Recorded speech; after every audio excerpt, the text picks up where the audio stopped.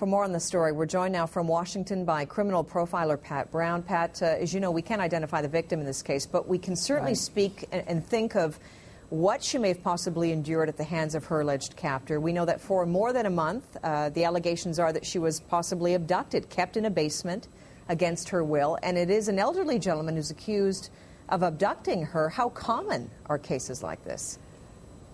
Right. Well, this man was 62 years old, and we just don't usually see that age abducting women. We usually see them in their 30s and their 40s. And what's the second anomaly is predators like this usually abduct younger women. They'll abduct, teenagers, 20-year-olds, sometimes children, but they rarely actually grab a woman that's closer to their own age. So there are two anomalies in this case, which made it difficult for the police in the beginning when the woman went missing to say somebody had actually taken her and maybe had her someplace. That just didn't ring right to them.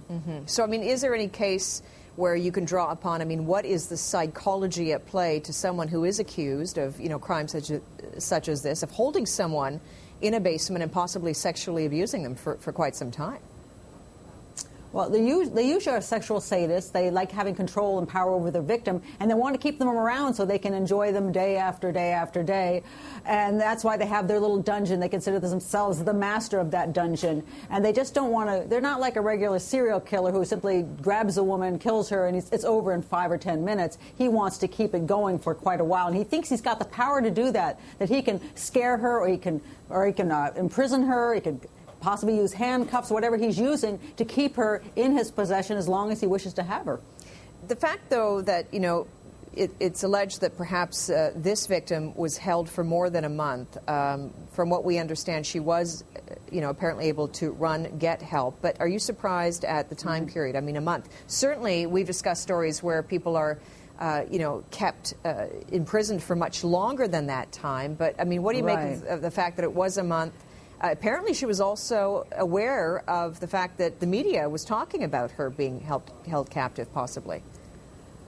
Yeah, sometimes when these guys get a hold of women, and say usually they're younger, usually teenagers, they start by imprisoning them very strongly, by maybe keeping them in a box, or they chain them to the wall, and they do that for a long period of time till they have them so terrified that they think they can then release them a little bit, allow them to walk around the house, but they keep threatening them. If you ever step out the door, I'll kill you, I'll kill your family. Then they develop a kind of Stockholm syndrome where the woman is so frightened she believes everything he says and is afraid to run away.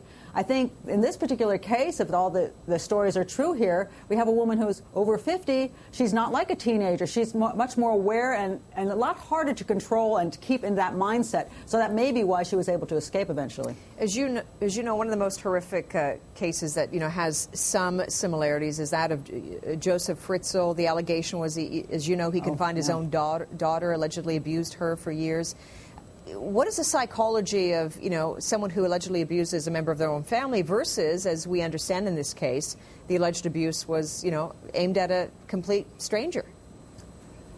It is easier to abuse your own family, obviously, because you have them from the time they're born and you can control your own domestic lair. And if you pick the right wife and you can push her into it and scare her enough, she will cooperate with you. So then you have a tremendous control.